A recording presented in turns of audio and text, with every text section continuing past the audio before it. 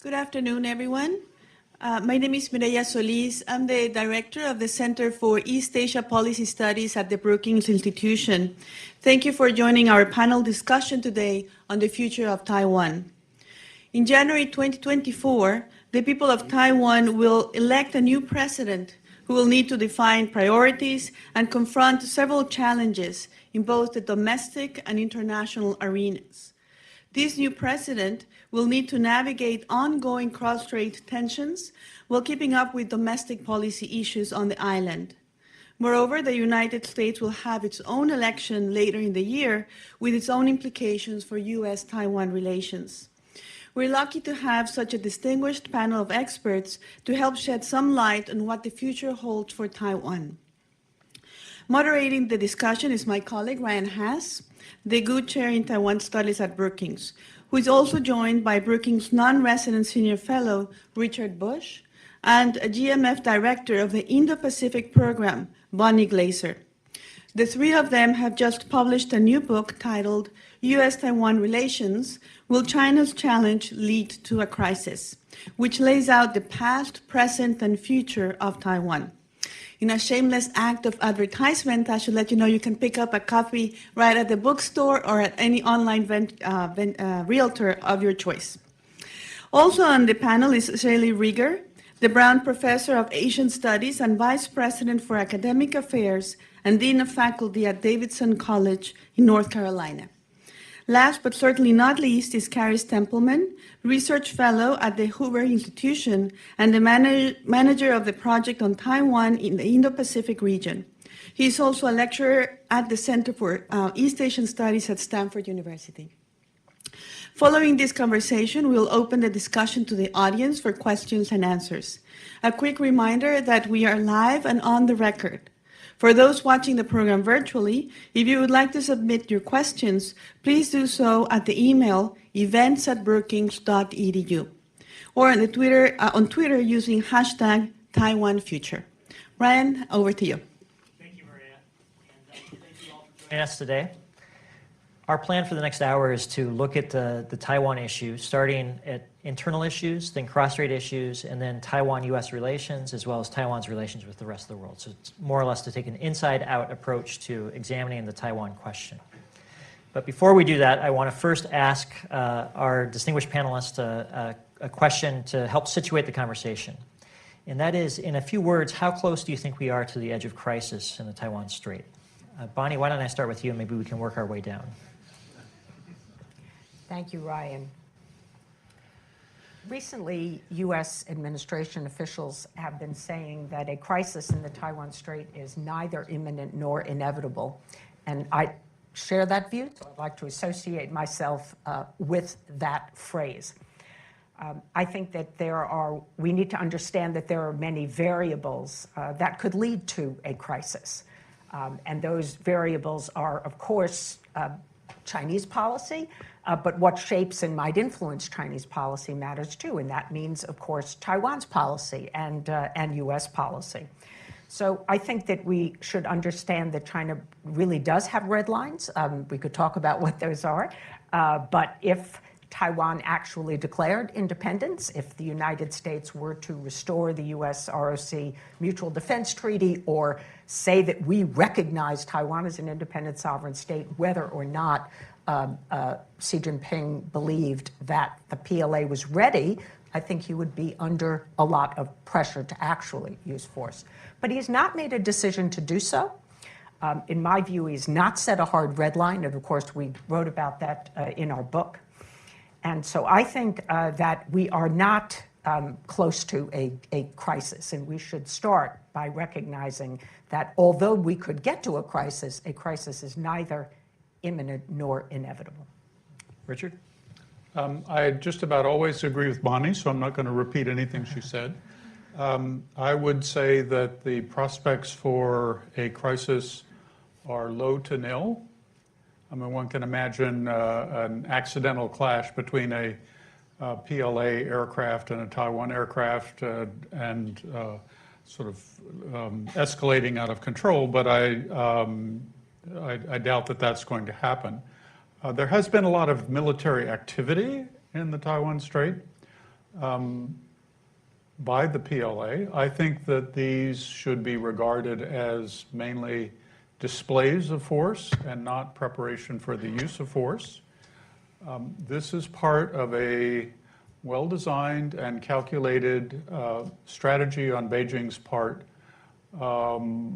to deploy a variety of coercive measures against Taiwan, not just military by any means. One consequence of this is that the displays of force create anxiety in Taiwan. When American officials and experts talk about the imminence of war as a result, that increases the anxiety even more. So in a way, those commentators are doing the PRC's work for them. Shelley? I guess I'm on the same general tariff with Bonnie and Richard, because I am very excited that my 22-year-old daughter, who is going to be a DC public school teacher in the fall, is going to spend the month of July teaching at a English language school in Taiwan this summer. Great. And that two of my favorite students just confirmed that they will be working at Donghai University for the school year coming up. So apparently I have high confidence that for the next 12 months, everybody's safe in Taiwan. Good. Karis? Okay. Well, I agree with my senior colleagues here. I will rephrase the question a little bit. And the question I often get is, has Xi Jinping moved from a policy of deterring independence to compelling unification? And I don't think we have compelling evidence that he has done that. Another way to put this is, I do not think maintenance of the status quo for the next few years is an existential threat to either Xi Jinping or the CCP. To the CCP, we know it's not, because they've existed since 1949 in power in China without controlling Taiwan, and they continue to exist today in power, and they've actually prospered for the last 40 plus years without controlling Taiwan. So something would have to pretty fundamentally change in the cross-strait relationship to make Taiwan's current status an existential threat to the CCP. So now that we've established that baseline, I want to start working into the internal situation inside Taiwan. And Shelley, if it's all right, I'd like to start with you. Vice President Lai has been designated as the Democratic Progressive Party's candidate for the upcoming presidential election. He is going to try to carry on after President Tsai's term limited out of office. What is the case that he's going to make for why the DPP should continue to maintain its hold on power? So fundamentally, he is going to make the case that Karis Templeman is correct, and the status quo, by which we mean the state of affairs that prevails in the Taiwan Strait today, in which Taiwan is self-governing and autonomous, but not legally separated from China, from the idea of China, although it is not part of the People's Republic of China as a state existing in the world today. It's not under the jurisdiction of the PRC. It is also not fully differentiated from the Chinese nation, that this state of affairs can and should prevail into the future. And I think Vice President Lai, candidate Lai's commitment is that if he is elected, that he will work toward the continuation of that status quo. So as far as cross-strait relations go, never posing any kind of existential threat to the PRC that would necessitate a more energetic reaction than we have seen already, although I agree with Richard that it's plenty energetic as it is.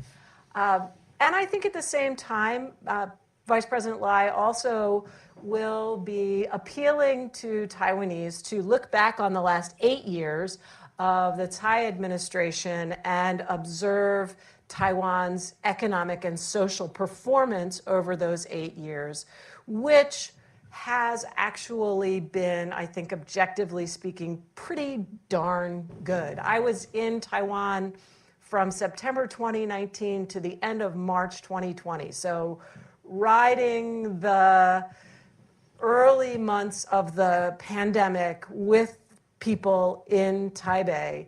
And I will tell you, I was way more frightened in the Atlanta airport on March 25th, 2020 than I ever was in Taiwan because of the way that both the society and the government managed the early months of the COVID crisis. And I think that that is not out of alignment with how the Tsai administration has managed a lot of aspects of Taiwan's economic and social development over these 8 years. So that's not to say that it's a perfect administration, but I think there are accomplishments as well for Lai to offer as evidence that the DPP has done a good job and can continue into the future. So that is the DPP's case. Karas, help us understand what you expect or anticipate the KMT, the Kuomintang's case will be for why they should win the upcoming election. Right. Well, first and foremost, the DPP has now been in power 7+ years. They're the ruling party. They've controlled the legislature. And so anything that you don't like that's happened in Taiwan over the last 7 years is the responsibility of the DPP. Taiwan is a robust liberal democracy. There's freedom of expression, freedom to form new political parties, freedom to make your case directly to the voters. And the KMT, first and foremost, just has to provide a clear and credible alternative to the DPP going forward. And there's an increasing number of people, as we understand in this country, after 8 years in power, it's actually quite difficult to win a third term, especially with a new and untested candidate for the ruling party. And so I don't think you should exaggerate or underestimate the challenge that the DPP actually faces to win a third term. They have more partisans in the electorate, but the KMT, first and foremost, just has to be not DPP. Second, they have to nominate somebody who is not so scary or crazy or unpredictable as to be beyond the pale, and I think they've done that. They've chosen a pretty moderate candidate who's quite popular in Taiwan. And third, the cross-strait relationship has really deteriorated under the DPP's 7 years in power. And so the KMT can, I think, pretty credibly promise that they can restore some balance or a floor under that relationship, restore cross-strait communication, and they're the party that can work with Beijing. And so if you, as a Taiwanese voter, are worried about the possibility of a crisis in the next few years, the KMT can say, well, vote for us. We're the party that will make sure that there's no war. Bonnie, I assume that Beijing has a preference in the outcome of the upcoming election. How, if at all, do you think they will try to exercise influence to shape the outcome of the election? Well, I'll start by saying that I think that the Chinese are not only nervous about Lai Ching-te for reasons of some of the things he has said in the past, his party, of course, in particular, being seen as pro-independence, but also as mayor of Tainan, as he's seen as coming more from the more radical end of the spectrum of his party. They're also uneasy, I think, about Hou Youyi. He's Taiwanese. I think he reminds them of Li Donghui. So they don't know him very well. They do know Ko Wen-je because as mayor of Taipei, he did a lot of collaborative things with the mainland for the Shanghai Taipei conferences, meetings that were held. So actually, I sense that they feel more comfortable supporting, if you say supporting with quotation marks, that they would rather see him than the other two. That said, I think that they believe that the KMT, if it comes back to power in the form of Hou Youyi, is certainly going to be better from their perspective than the DPP. So China has a growing toolbox of ways that they can, I think, influence Taiwan's elections. That doesn't mean it will necessarily be decisive, but in some ways may be overt, in other words, may be covert. So we know in the past, for example, they have flown large numbers of Taiwanese businessmen back to Taiwan to vote. Of course, when people go in the voting booth, you don't know how they're going to vote. We used to say that the numbers of Taiwanese in the mainland was really uncertain. Some people say 1 to 2 million. Shelley may have a better idea. Nobody knows. But probably during COVID, many of them may have gone back to Taiwan as the situation there was better than in mainland China. But of course, that's one thing they could do. They could fly some people back to Taiwan to vote. But I think more importantly, what I would be watching would be their influencing or attempts to influence the information space. During the last few years, we have seen China really adapt its capabilities to use misinformation, disinformation, which it's always used against Taiwan. Now it's really using globally. It's learned some things from Russia. And I think that's a space where we should be concerned about, particularly promoting a narrative that the DPP has not delivered good governance and the U.S. is an unreliable partner. So I think these messages potentially could resonate, as there's already this narrative about U.S. skepticism in Taiwan, that the United States is an unreliable partner. Always been there, but now they could amplify that. And then finally, I think we should pay attention to the subnational efforts. The Chinese have already told the KMT that they will lift, and I don't know if they already have, but perhaps they have, some of the restrictions that were imposed on thousands of Taiwanese agricultural products after Speaker Pelosi visited Taiwan. So they could find ways to perhaps support some of the groups, whether they be related to temples or pro-China groups that work locally in Taiwan. So I'd look for that as well. Richard, you've observed many Taiwan elections closely. As you look at the landscape of this upcoming election, do you anticipate that the outcome will turn primarily on policy differences, or will it be more driven by personalities and identity-related issues? I certainly hope that the election turns on serious policy issues. As a small d Democrat, I think that what Taiwan voters really deserve at this point is a serious substantive debate over conflicting visions of how to cope with the challenge from the PRC, but also how to address a number of domestic policy challenges. Shelley and Karis have outlined what the policy platforms of both the DPP and the KMT might be. But it remains to be seen if the two parties and their leading candidates can make that the center of the election. What's wrong here?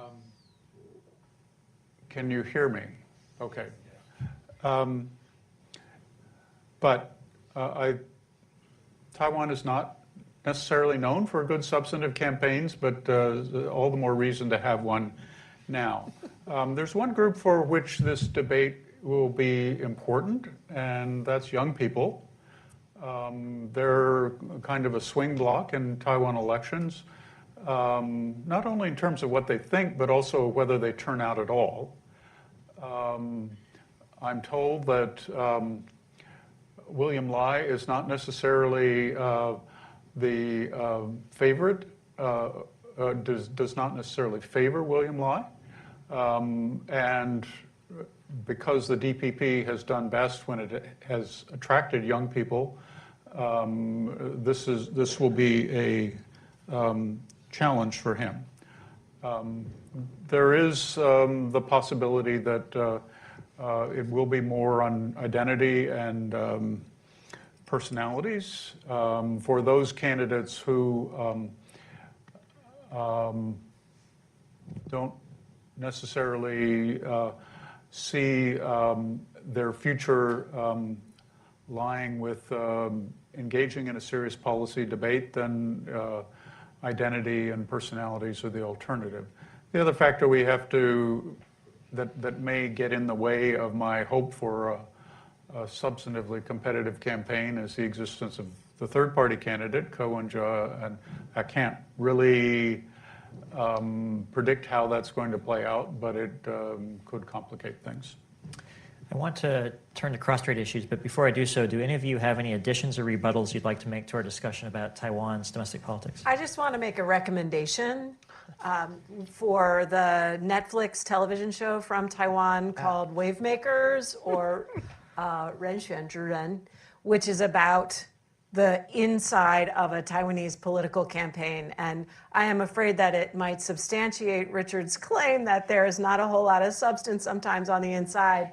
On the other hand, it is a beautiful representation of so many of the types and behaviors, activities, priorities, and challenges that Taiwan's professional political activists face.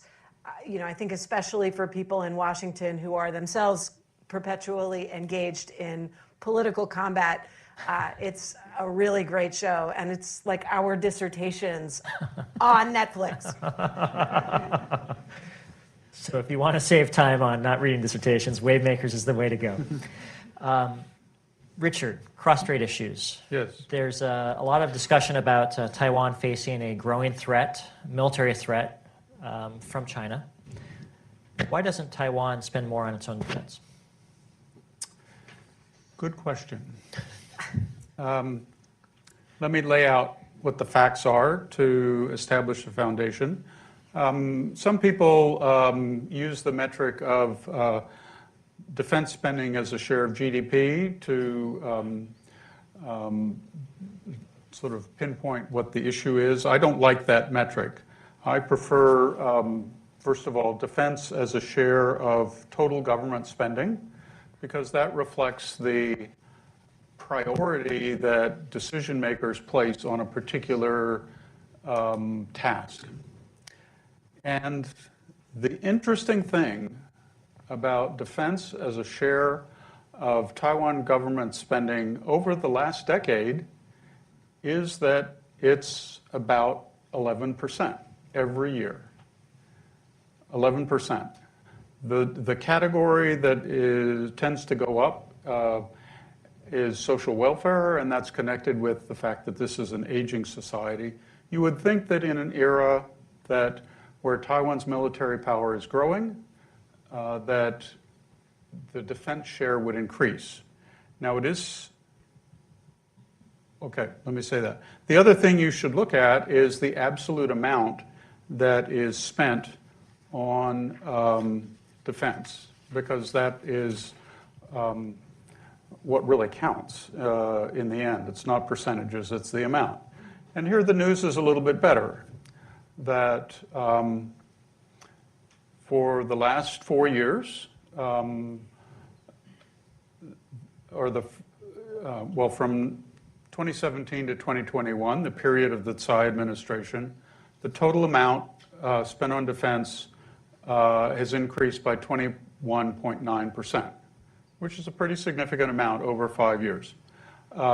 If you compare that to the 2013 budget year, which was in the middle of the Ma administration, the increase is 26.8%. So there is a deliberate effort on the amount that is going to the military in absolute terms. Whether that money is being spent on the right things is another question. Whether the increase is occurring fast enough to meet the changing threat is yet another question. The one answer to this, I'm sorry, missed one point. Why is at least the share not changing? My answer to that question is that the Taiwan government does not tax its people enough. Taiwan tax revenue as a share of GDP ranges about 12 to 13%, which is pretty low by OECD standards. If defense were the priority that some of us think it should be, maybe it's time for Taiwan leaders to make a compelling case to the public that they need to sacrifice for security. Finally, there is a suspicion in some quarters that the reason that defense doesn't get the priority it should be is that a lot of people in Taiwan assume that whatever happens, if there is a conflict, the United States would come to Taiwan's defense and it would be there on day two.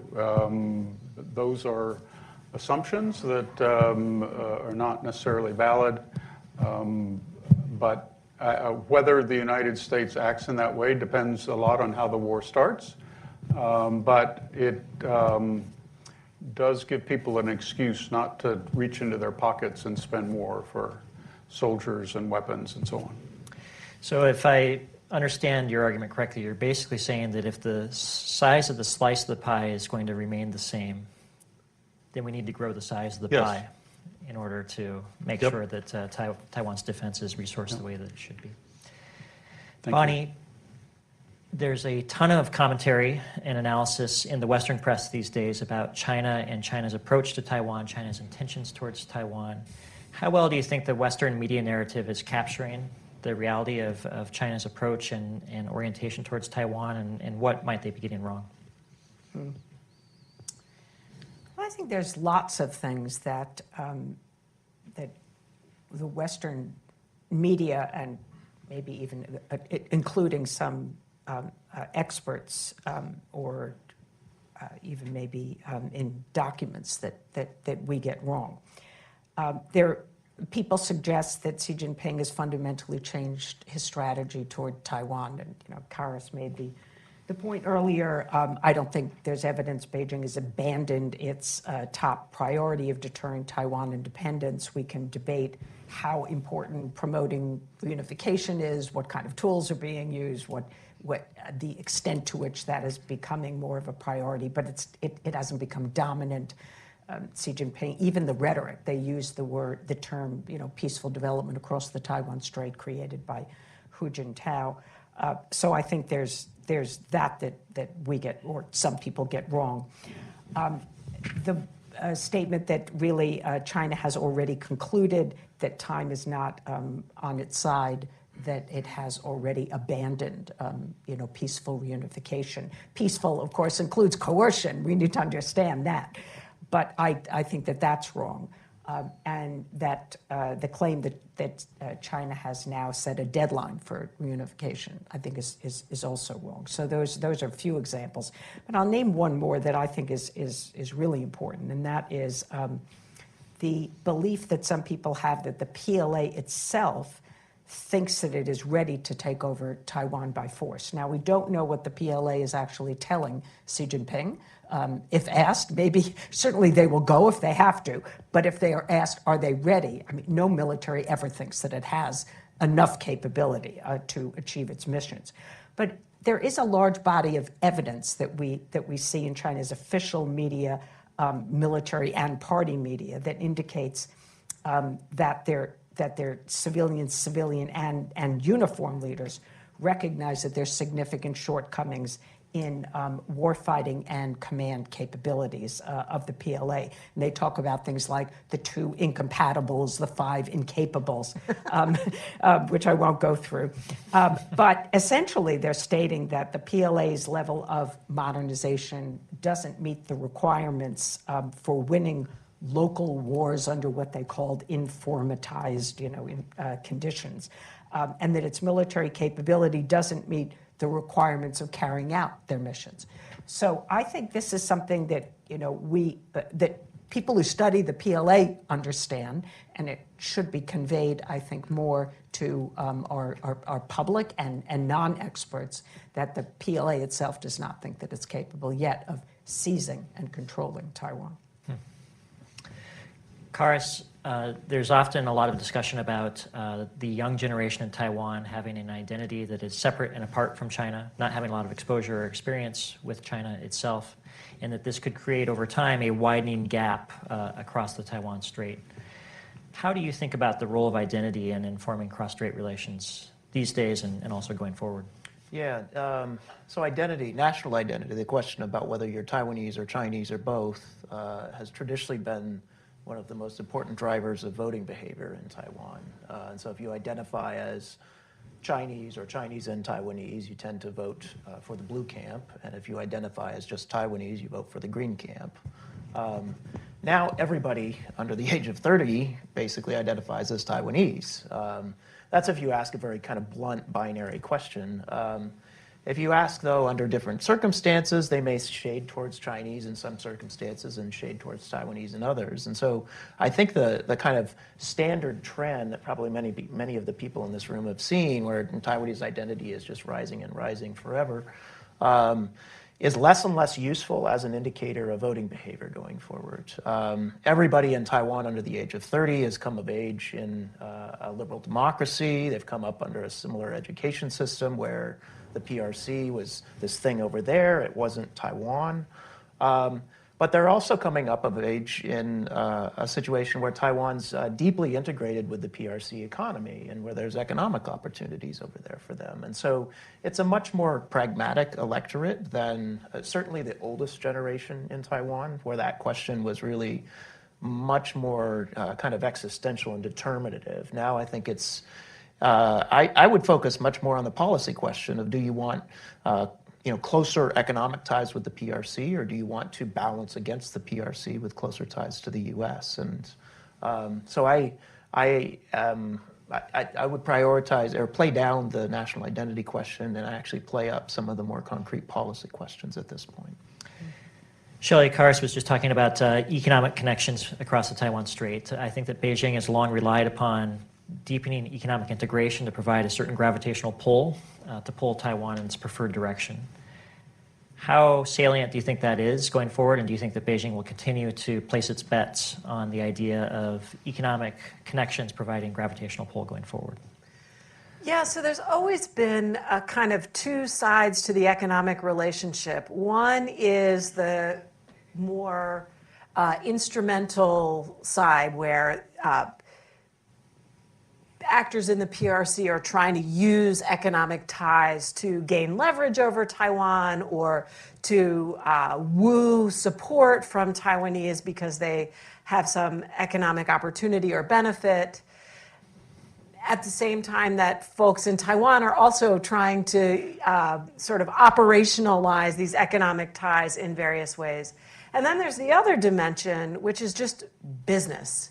And I think what we have seen over time is that it's really hard to use the economic relationship in an explicitly political way. So Bonnie talked about, shipping Taiwanese business people back from the mainland to Taiwan to vote in an election. But at the end of the day, you don't know who they voted for. You might have just paid a couple thousand people to go vote for, the side you were not favoring. And in very short order, Taiwanese business people figured out that there's nothing to be gained by being openly political. It poisons you in Taiwan, and it poisons you in the mainland. So they've gotten very good at least appearing in most cases to be apolitical. What I think has always driven the relationship, the economic relationship, is business and economics and money and opportunity, and the inherent logic of Taiwanese companies going to the mainland to do those parts of their manufacturing process where the PRC labor and tax and other sort of, and the ecosystem in the PRC is good for certain things. And that has not changed that much. The biggest driver of Taiwanese getting out of the PRC for business is actually U.S. policy. The Trump tariffs raised the cost, put a 25% premium on everything you were making in China as a Taiwanese business. So some Taiwanese businesses started to sort of not necessarily leave the mainland, but their growth, they focused outside of mainland China, looking for places where they could manufacture at a lower cost without all of the sort of complications of being in the mainland. But many of the business models that Taiwanese companies use, and the prime example of that is in my pocket. It's probably in all of your pockets too, right? The iPhone. The way this thing is made, it's a whole business model that was invented by a Taiwanese company in mainland China that really can't be replicated anywhere else, because there are not 600,000 people in any town anywhere in the world who will go live on some campus and eat in some cafeteria 3 meals a day and get up at 4 o'clock in the morning to go make iPhones. And that business model didn't exist before Foxconn created it in mainland China. So it's not easy to just decide we're getting out. But it's also clear that the sort of international policy complications, also the cost of production in the PRC is increasing a lot. And then there are these kind of political vulnerabilities that Taiwanese companies are feeling in the mainland. So I think the business logic is still working when it's working to hold Taiwanese companies in the PRC. But the idea that that's going to have a big political overhang or benefit to Beijing for enticing Taiwanese to prefer unification over the status quo, I don't see that happening. Interesting.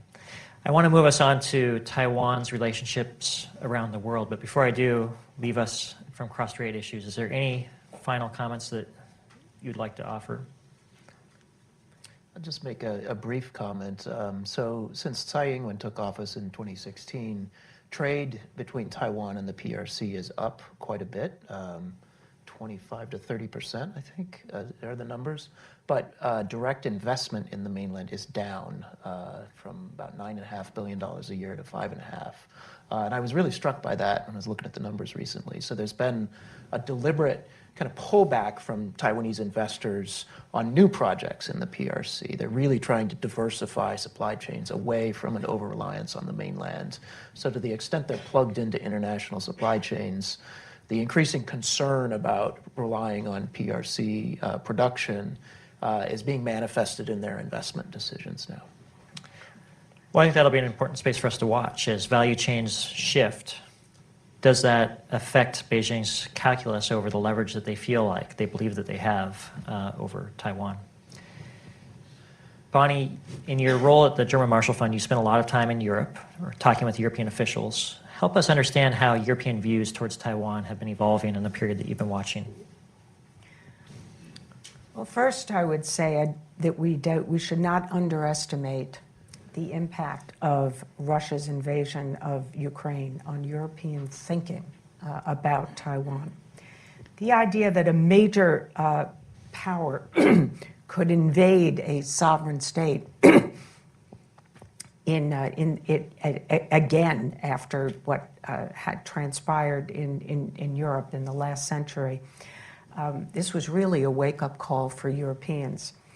And many of them, as many people around the world, didn't expect that Putin would do so because he acted irrationally. And now people say, well, maybe even if we think that Xi Jinping should understand the risks, that maybe he will act irrationally.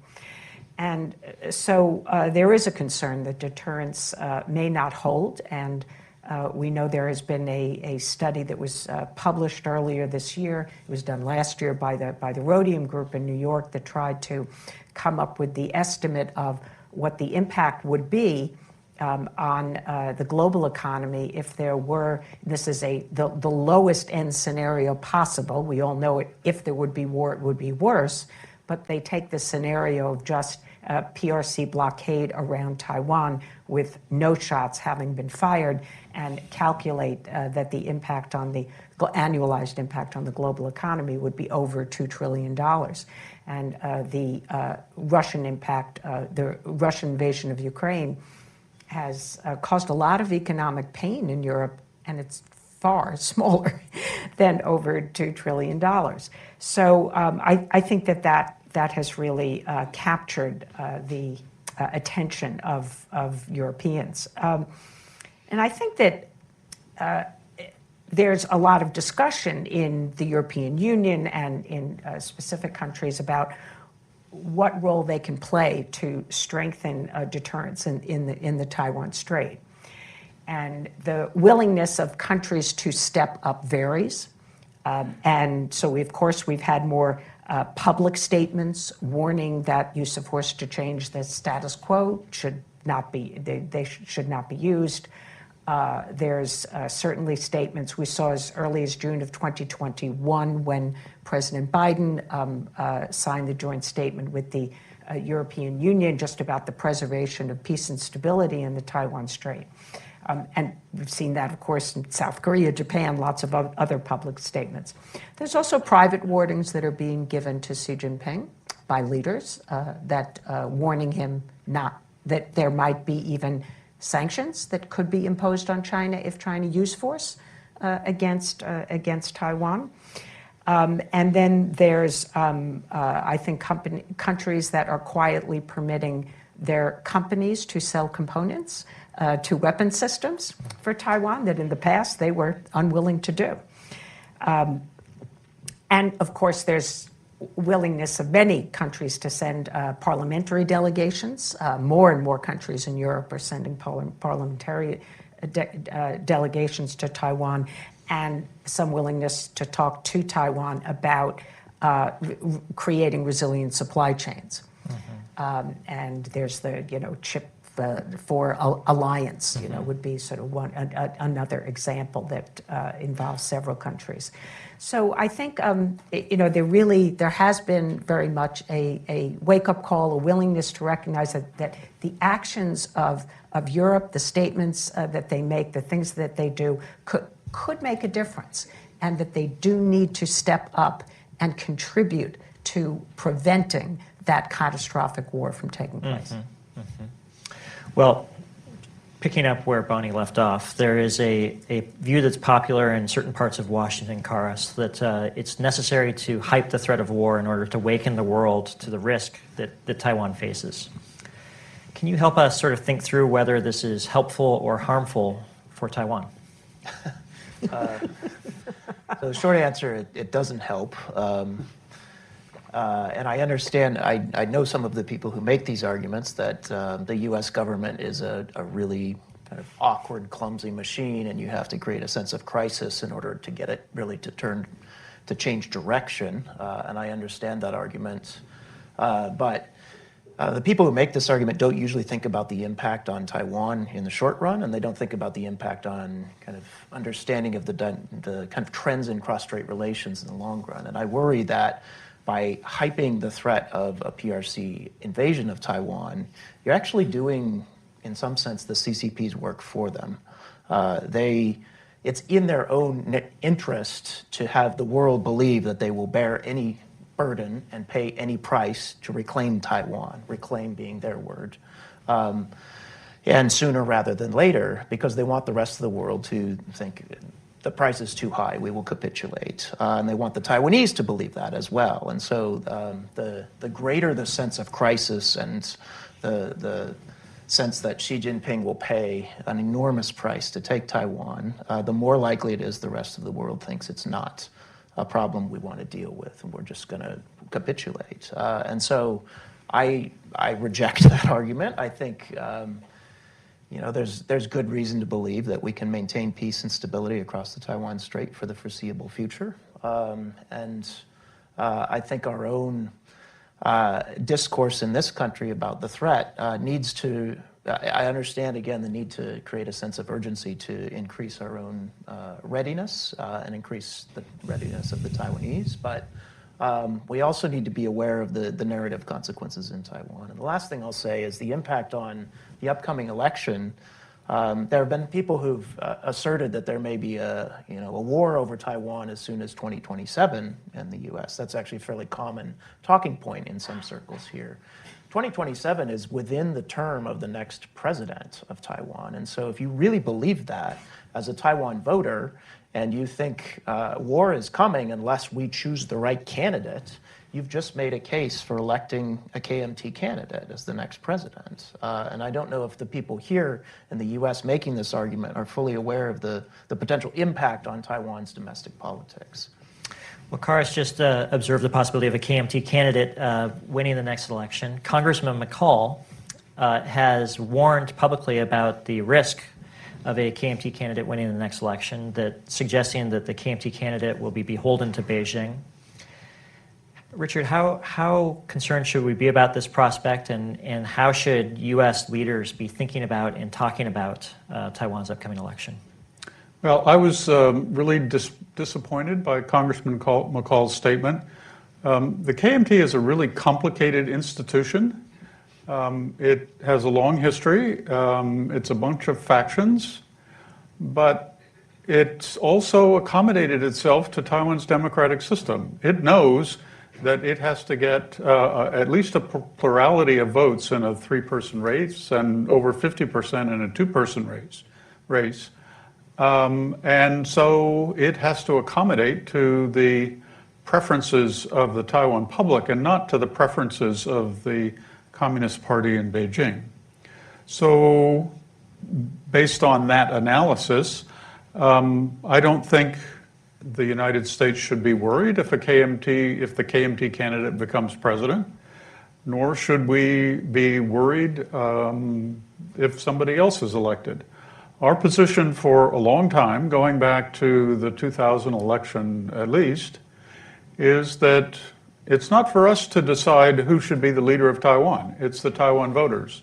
And we will respect that outcome. We will try as hard as we can to work with whomever the Taiwan voters pick.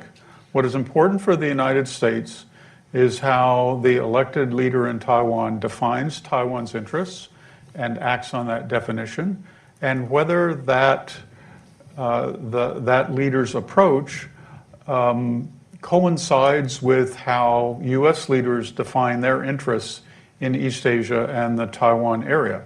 If there's a good overlap, and assuming good communication, there's no problem.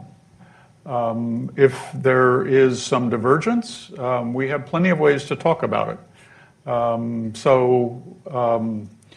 I think we should have confidence in the U.S.-Taiwan relationship and the ability of leaders in both places to work well together in support of peace and stability.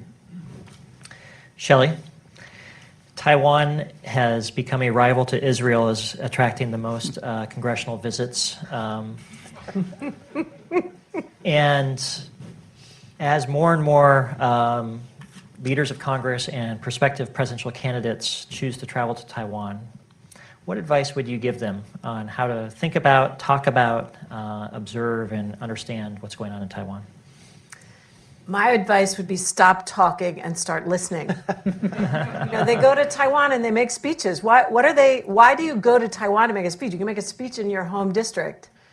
You want to go to Taiwan, what you should be doing in Taiwan is you should be seeing who is there, who are these actual human beings with complex interests and beautiful stories and deep moral lives.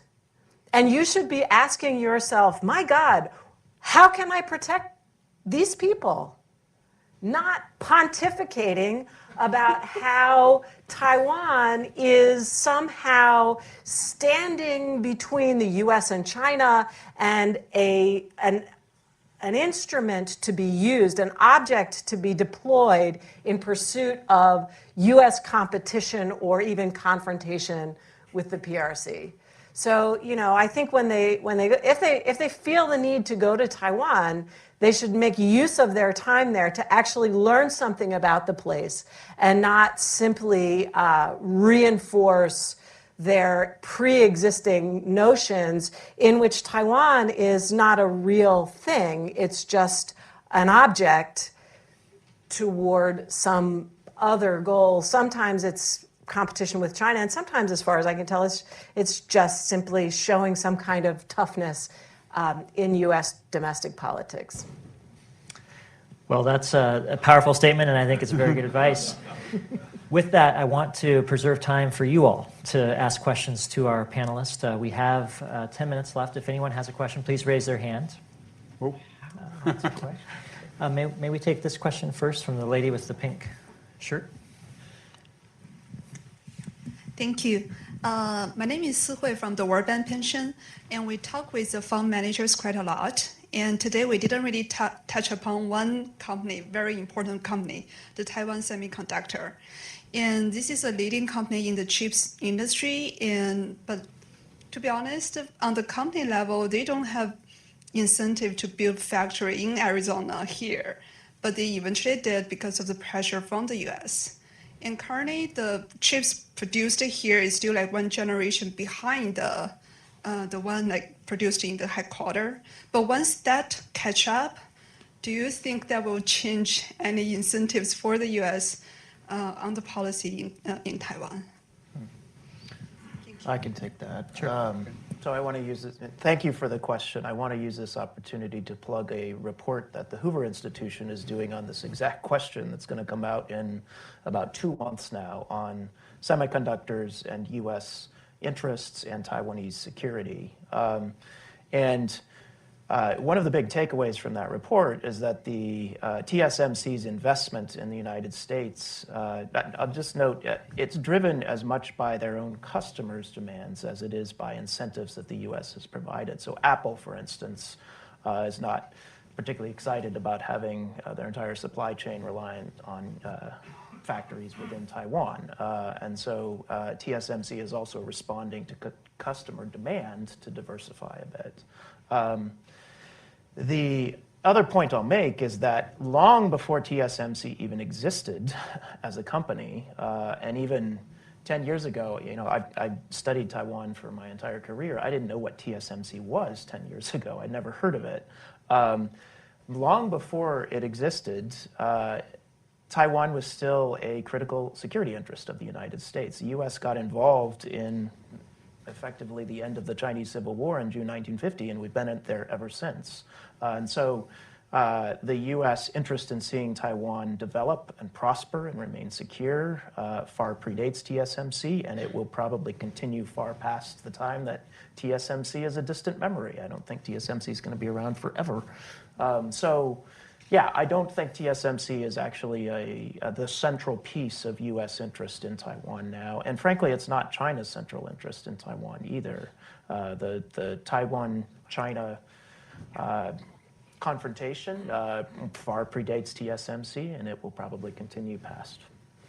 I think that's very well said. I would just add to it that we had a congressman recently suggest that the United States should blow up TSMC if China were ever to invade. And it's a Democratic congressman from Massachusetts. And that doesn't disincentivize China's interest in Taiwan.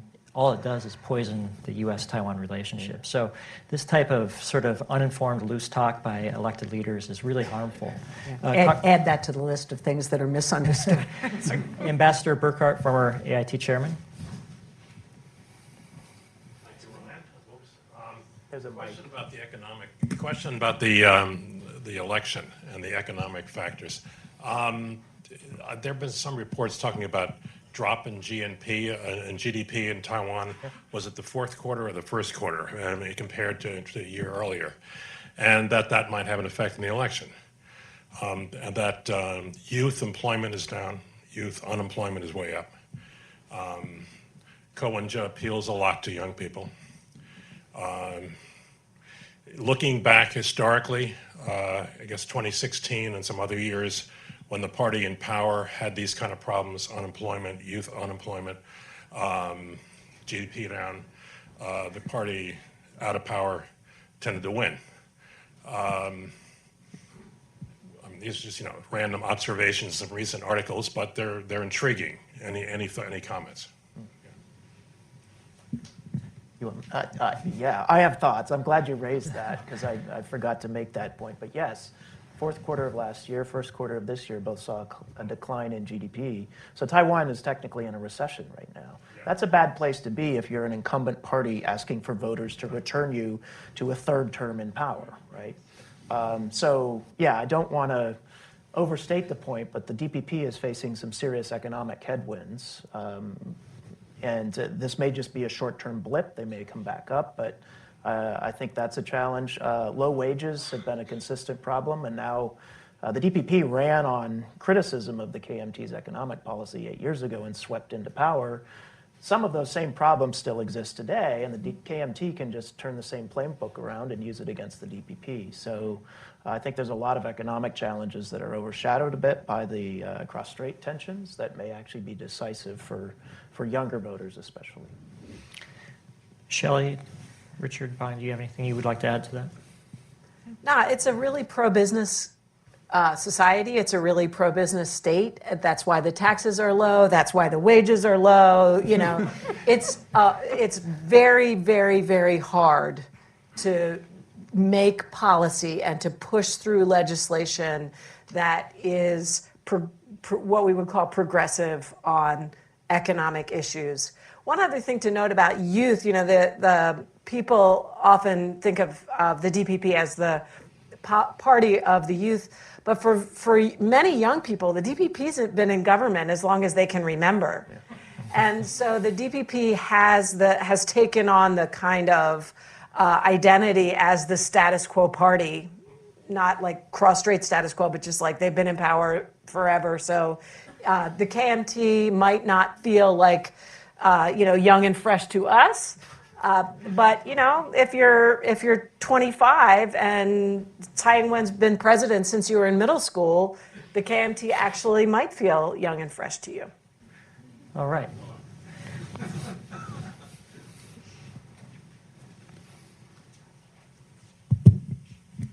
I am a fellow of the National Endowment for Democracy. I am interested in the Chinese influence in Taiwan's elections. Taiwan is at the front line of China's influence warfare. So its objective is very clear, which is to promote unification and discredit independence views. And so in the 2020 presidential election, some of the specific narratives is democracy is a failure, and the Chinese model is better than democracy. And so the 2024 presentation is only 7 months away. So what do you think China will do to manipulate the public opinion in Taiwan, and what can Taiwan do to push back the Chinese influence in this regard? Thank you. Well, thank you. I know that Bonnie has already weighed in on this question. Do either of the three of you have any additions that you would like to offer?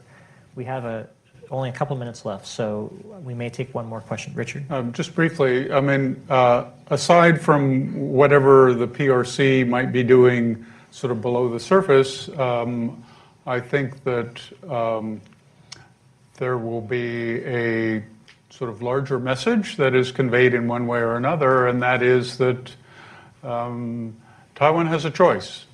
It can keep the DPP in power and suffer the problems and coercion that they've experienced over the last 7+ years.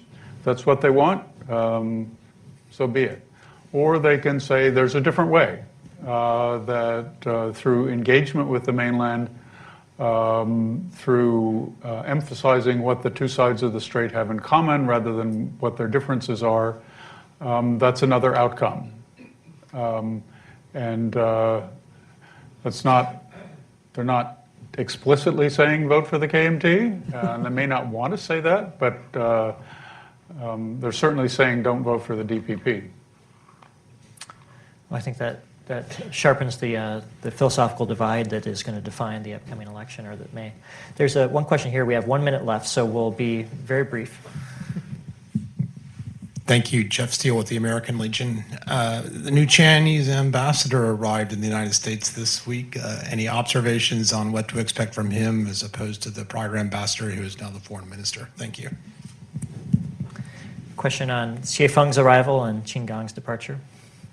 Well, I think it's interesting that just in his first 24 hours here, Xie Feng made a statement in New York, and then apparently, obviously, these statements were prepared in advance, but they released a statement to all of the Chinese PRC compatriots living in the United States and students who are studying here from China, encouraging them to do what is necessary to support the mainland and its interest in quoting Xi Jinping.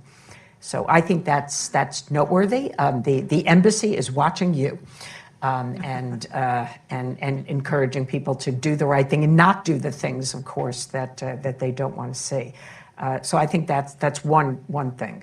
Secondly, is I would just say that I think Xie Feng is very experienced. He has been in charge of U.S. affairs for a long time. He knows many of the players who will be his interlocutors here. And he knows how to be effective. And he has worked in some ways that have, I think, been helpful. I will cite an example that did not involve the United States, but he was one of the players who helped to bring across the finish line the final release of the two Michaels back to Canada.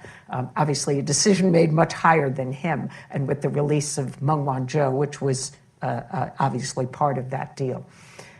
But some people term him to be a real wolf warrior. Any Chinese diplomat knows how to defend China's interests when they need to, and we should fully expect that he will do that as well. I mean, I would only add that Ambassador Xie, whom I know and respect, he will be an implementer of Beijing policy. Sure. And if there is an understanding at the highest levels of the United States government and the PRC government that it is time to stabilize our relationship, time to lay a solid floor, then he will be a good implementer of that approach, mainly because he is so well known here and already is acquainted with many of the people in the U.S. government with whom we would have to deal. Well, with that, I'm afraid that our time is up. Please join me in thanking this panel. So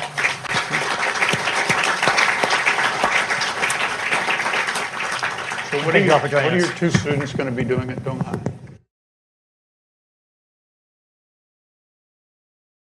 A Russian man claiming to hold top-level secrets about Russian advanced bombers has just turned up at the U.S. southern border, seeking asylum.